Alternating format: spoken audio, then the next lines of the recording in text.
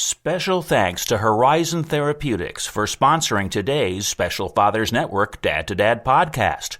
Working tirelessly to research, develop, and bring forward medicines for people living with rare and rheumatic diseases. Discover more about Horizon Therapeutics' mission at horizontherapeutics.com. Also, please be sure to register for the May 15th Special Fathers Network Dads Virtual Conference and meet and learn from some of the country's most inspiring dads. You can register for free at 21stcenturydads.org. He saw me, I saw him, he came over and gave me a hug. He said, "I'm sorry." "What?" He said, I was terrible to you in junior high, and I want to apologize for my behavior. I actually went to, high school with the same guys that were bullying you, but I parted ways from them and realized it was wrong. I'm glad that I could see you and apologize and say I'm sorry. That's our guest this week, Larry Kaufman. And Larry's going to talk to us about an issue we haven't discussed before, the problem of bullying. Larry grew up being bullied, and so has his son, Matt. We'll hear their stories and how they deal with this difficult issue. That's all on this Special Fathers Network Dad to Dad podcast. Say hello to David Hirsch.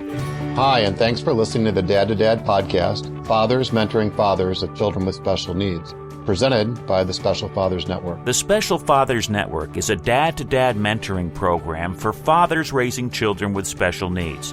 Through our personalized matching process, new fathers with special needs children connect with mentor fathers in a similar situation. It's a great way for dads to support dads. To find out more, go to 21stcenturydads.org.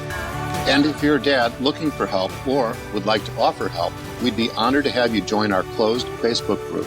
Please go to facebook.com/groups and search Dad to Dad. And now let's listen to this fascinating conversation between Larry Kaufman and David Hirsch. I'm thrilled to be talking today with my friend Larry Kaufman of Mundelein, Illinois, who is a regional managing director with a financial services firm, best-selling author of the book, The NCG Factor, keynote speaker, and LinkedIn Lion. Larry, thank you for taking the time to do a podcast interview for the Special Fathers Network. Thank you, David. I'm very excited to be here with you, my friend. You and your wife, Charmaine, have been married for 31 years and are the proud parents of two children, Nicole, 16, and brother Matt, who's 20, who has struggled with issues related to bullying. Let's start with some background. Where did you grow up? Tell me something about your family.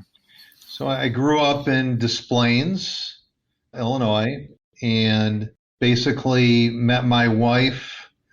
I like telling the story, so it helps with providing a little color. So I met my wife at a McDonald's drive-thru in Des Plaines near one of the original McDonald's.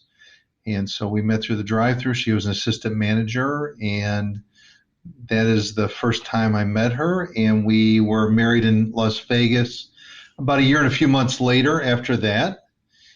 Then we decided we'd never wanted to have children, and we just wanted to have fun.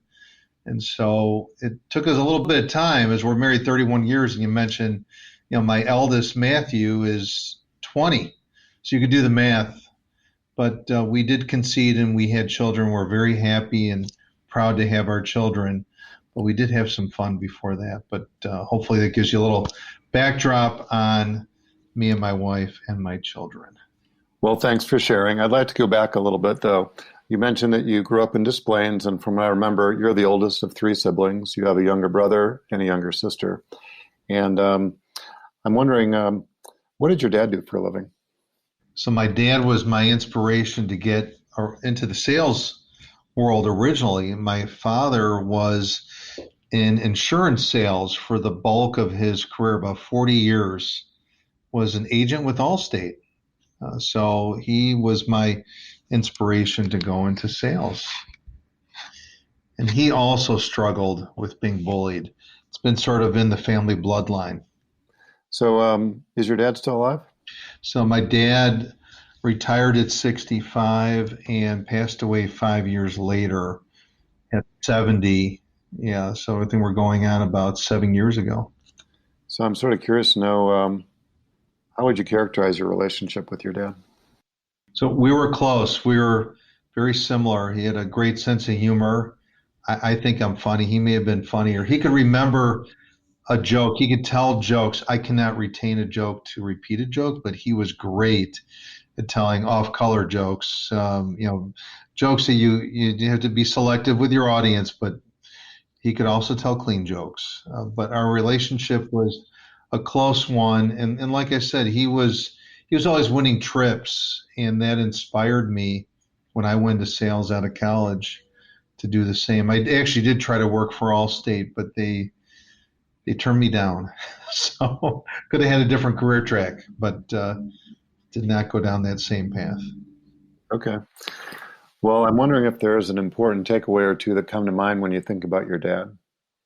I think an important takeaway is that for my father, he would joke about the bullying that he went through, right? So he didn't cry about it, although it was really a challenging time. He made light of it when he would talk about it. And so, I think later on in life, right, you could try to laugh at the times that, he went through that were very challenging emotionally. And I know it was difficult, but then he can reflect upon his life that he did very well. He was very successful. And with all he went through, he did come out ahead. It's a shame that he left this earth way too soon before his time, though. Yeah, well, I'm sorry to hear that it's sort of been a family issue. I'm sort of curious to know, did he relate any of those stories? What type of bullying took place? Because this was in a different generation or two from what we're talking about today. So, I've spoken with my son about it, and my father did a little bit as well. But I would say that what I went through and what my father went through was verbal and physical. Whereas today, with what my son went through for years, was verbal, really not the physical for himself, but verbal. And then you start to incorporate social media, the internet. And we didn't have that when my father and I went through bullying. It was very different. And that creates another type of challenge. It's different. It's different. I can't imagine, had the internet been around when my father and I went through it, oh my God, that would have intensified that terrible, terrible experience that we both had.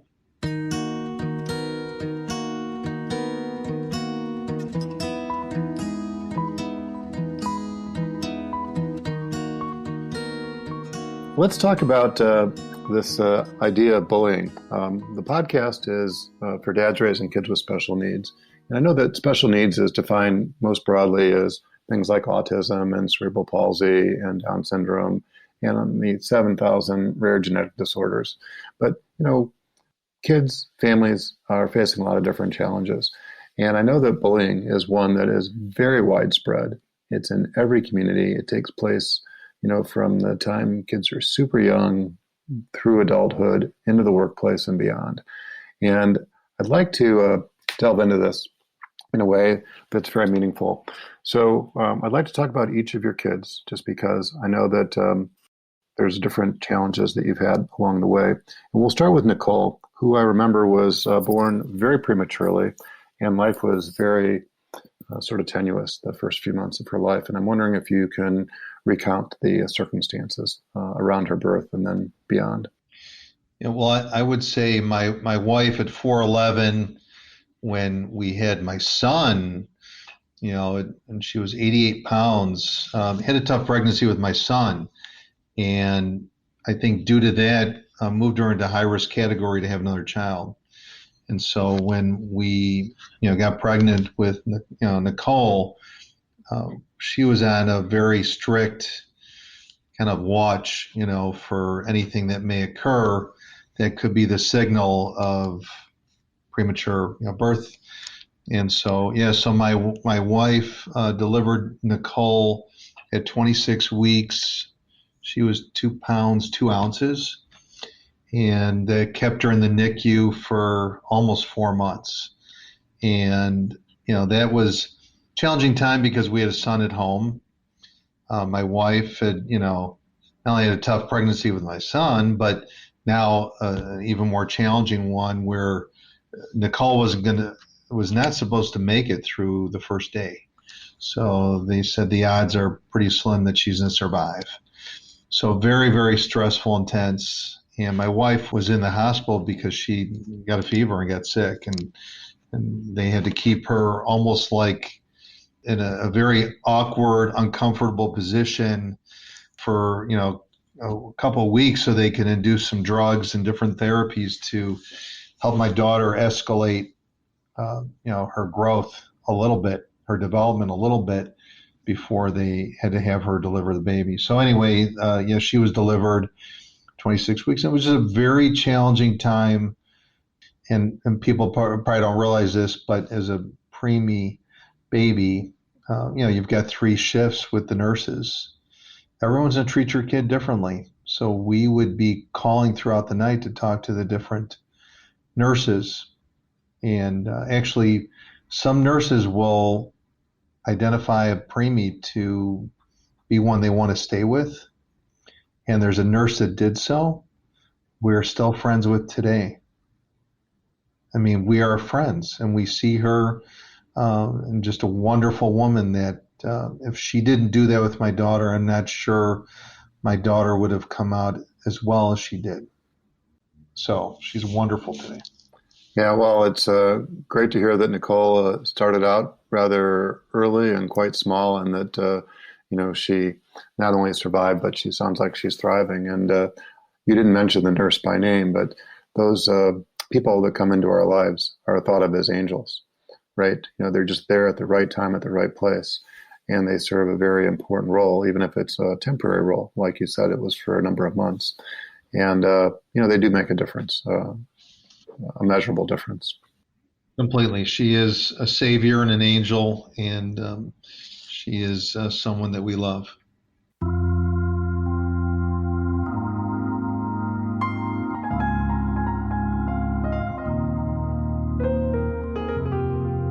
Well, let's talk about Matt. From what I remember in our prior conversations, he's sort of a super shy kid from the very beginning. And I'm wondering, how has his situation transpired? And at what age did you notice that maybe there was an issue or some issues going on? You know what? I think, we got him at a young age into T-ball. He played baseball throughout, his younger years, all the way through freshman year of high school. And so I think when you start to see the kids get into sports, kids can be just, terrible to each other. And you start to see the interaction with your child if they're in a sport and they don't do something right. And then you see other kids, because they've developed friendships, they band together and may make a comment. You start to see some of that. So you talk a little bit about your own situation, relating to Matt. And I'm wondering if you experienced any issues related to anxiety or depression or suicide, for that matter. Our bullying was different, right? Because mine was very physical, a lot of physical fights, a lot of taunting and teasing, and so very painful. My parents were involved.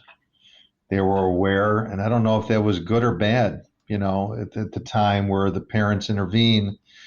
Sometimes a bully, their parents are bullies too, or one of them, right? And so sometimes that apple doesn't fall far from the tree. So as parents intervene with the child that was bullying you, and that parent's a bully, it may not be impactful. And so I would say for myself, because there was also physical bullying, it was pretty traumatic. And I would say I was definitely depressed, had trouble making friends, and was not a very happy child. So for me, it was very troubling. And there was definitely no thoughts about getting me some therapy, seeing a doctor. I think it was just my parents intervening was the best that they knew. But I don't know if that was the solution. I think mine led me to be more depressed and, frankly, suicidal thoughts. And so I had a hard time. I had a hard time, and I couldn't really confide about how I was feeling. So that made it more difficult. Well, the good news, if I can say it this way, is that it's unfortunate that Matt is in the circumstance or has had some of the experiences, but it's very fortunate that you can relate to what he's gone through and that it gives you a perspective that another parent might not have, right? If you didn't experience bullying yourself, you might not have the empathy or compassion for your son that you do. So I think that's a plus. And I'm wondering, having said that, if you've been able to help him navigate some of the challenges, or if it's still a challenge. He has come a long way. So he's in a better place today than he's ever been at 20. But will say there were some dark times, some very tough times, and just because I've been through it, yes, it did help to be able to say, I understand how you feel. That doesn't help when you haven't been there, but hey, look, I've been there. I know what you're going through. Not only the verbal, I've had the physical. I relate. Have felt some of the things that you probably feel. And that helped us to converse about it. It didn't mean that we could fix it. It's a very tough thing to fix. And not every child wants the help that they probably need.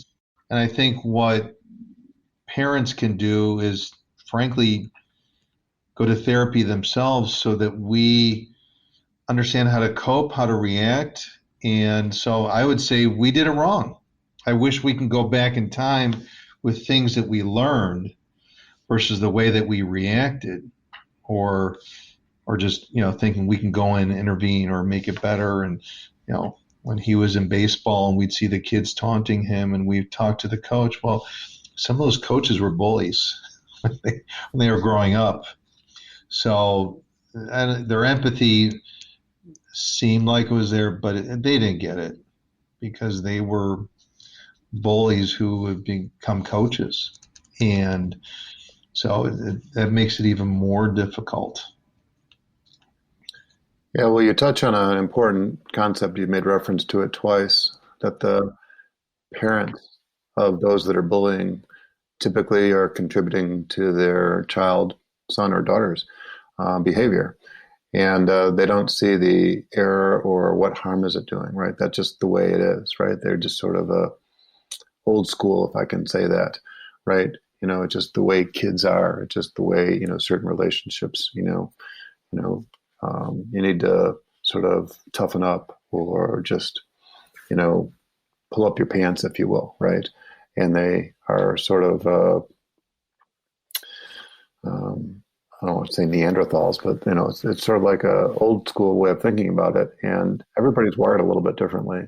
And especially if you're in a coaching situation, it's one thing if you're in a parenting situation. Hey, these are your kids. You can raise them the way you want to raise them, at least to some extent.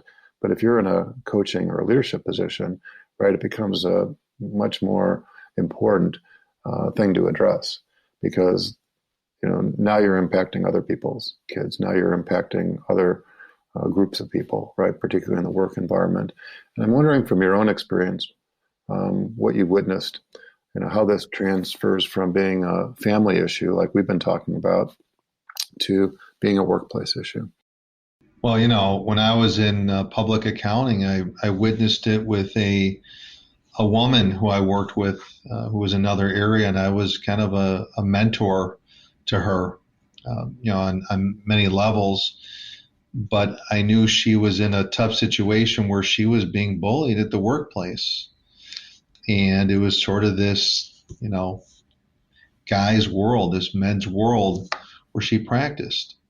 And this goes on with men, with women. We see the harassment. We see all the things that go on. Sometimes that harassment is being bullied, and it happens in the workplace. It happens in college. It happens really everywhere. And just because, like I've said it already, the parents who are still bullies that were bullies when they were young kids, some of those bullies continue to be bullies in the workplace. I will say I I did have someone that did bully me in school. And I was in a meeting, a business meeting with a person who had this last name that's kind of unusual. And I said, do you have any relationship to a guy with this name? He said, yeah, that's my younger brother. So, oh my God, no, I went to school with him. I went to junior high, and then I left before the same high school we had attended together. So I haven't seen him for years. It'd be great to reconnect.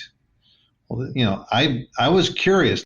My thought process was, okay, I've been working out now. I've overcome, because the bullying. So I'm going to beat him up. That's my plan. So we'll get together.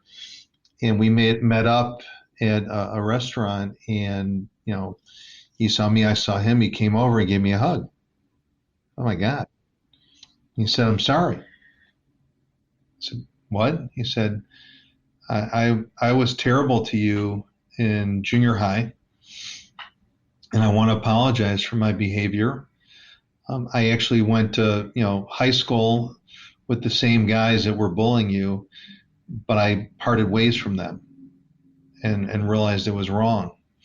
And I'm glad that I could see you and apologize and say I'm sorry. So that was better than a fight and beating him up. That worked out much better, and I think that was a good thing. That was a good outcome and a surprising outcome.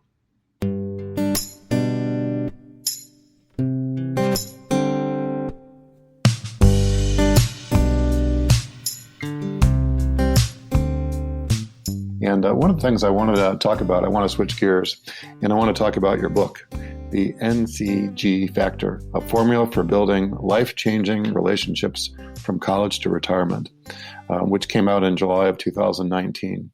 I'm wondering, what's the backstory? What motivated you to write this book, and what was your objective? Well, I will say I get great satisfaction by helping other people.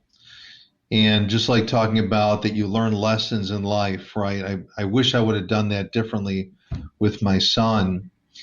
And I wish I can go back to the time of college and do things differently in everything I did in college, right? The good, the bad, and the ugly.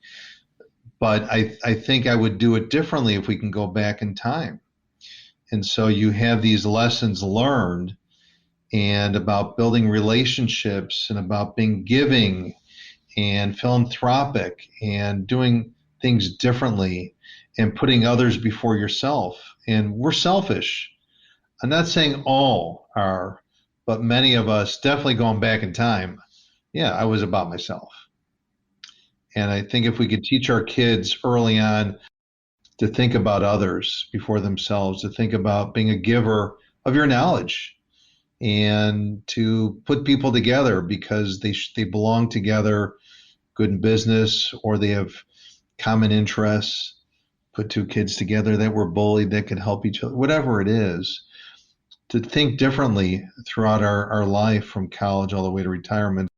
I just wanted to make sure that our listeners understood what the title of the book was, The NCG Factor. And the N is for networking, the C is for connecting, and the G is for giving. Is there something else that we should know about the book? Well, I think the book is really just all about other people, and it's about paying it forward. And I think for me, that book is just something that could go from generation to generation. And you think about it, I have parents getting it for their children that are, going to college or in college. And so it's great that I could see that interaction with the parents and their children just getting it. And so I think, the most important thing is that is a book, not just about networking. It's about having the opportunity to rewrite your legacy from the start of college through any point in your lifetime. And I'm having people saying that they wish they had it years ago, but many that are, mid-career, late career are like, hey, I'm changing this, I'm doing that. You've made me rethink the way that I'm living my life. And it's so powerful. I spoke with a CEO today who's he's reading the book, and he said it's really changed his perspective. And then to see the college kids go, I never thought about doing things this way. And so I'm just thrilled to have an impact on people's lives. Yeah, well, thank you for putting the book together. So I'm thinking about advice, and I'm wondering if there's another important takeaway or two that you might want to share with a listener about raising a child, in this case, who is being bullied or you suspect is being bullied. So as I alluded to earlier, I think it's good to talk to your children, to look for any of those warning signs, and I would say, and see if you can find something that would interest them, and don't force them to things that may put them in that situation where they may be bullied, right? Was baseball the best pathway? He was not asking. We were saying, hey, I think you should play baseball, right? So can you find a passion or interest? Sometimes we got to guide the kids, but things that may give them confidence, make them feel better about themselves. It's okay to ask a professional for how to talk to your children, and don't assume everything's all right. And don't blame yourself, because we're not perfect people and we're going to make mistakes. So accept that. But I think we need to talk more with our children, but we need to listen even more than we talk. Good advice. I know that there's this concept of ratio, right? We have one mouth and two ears, and we should be communicating in that ratio, 2-to-1, listening to talking. And one of the Special Fathers Network Dad to Dad Zoom calls that we did, one of the guys, a pediatrician, emphasized the point that if you take up the letters that make up the word listening, it spells the word silent. And sometimes it's hard, right? Certainly when you're in the heat of battle, just to listen, right? To be silent. But it's a point well made. So I'm sort of curious to know, why is it that you've agreed to be one of the dads who's a mentor father as part of the Special Fathers Network? I think I agreed because, again, I think it's just part of my philosophy to help others. I love it. I love your mission. I love what you do, David. David, you give so much of yourself. You don't think of yourself. You think of other people. And I know when we first met, I was just taken aback because you're so humble. And so I think if we can all adopt that, we'll be better people. And so I think we need to all think about others before ourselves. And I think being a mentor is just that. And I love helping other people. I sleep better at night, and I feel good, and I don't expect it in return. And I think if we do, then we shouldn't be out there as mentors. And I don't think we can call ourselves true givers. Well, we're thrilled to have you as part of the network. Thank you. I'm wondering if there's anything else you'd like to say before we wrap up. Thank you for the platform, David. Thank you for all that you do for everyone else. And I'm just glad to be a part of your world and to have the relationship that we continue to foster. Thank you. If someone wants to learn more about your work, hiring you as a consultant or a speaker, about your book, The NCG Factor, a formula for building life-changing relationships from college to retirement, or simply contact you, what's the best way to do that? Well, I think if you look on my LinkedIn profile, you could find me. I have my contact section has a website for me and other information because I've left it open to everyone. And that is probably the best way. And then you can find the book on Amazon, The NCG Factor. Excellent. We'll be sure to include that in the show notes, as well as other resources about bullying. So parents will have that easy at hand. Larry, thank you for taking the time and many insights. As a reminder, Larry is just one of the dads who's part of the Special Fathers Network, a mentoring program for fathers raising a child with special needs.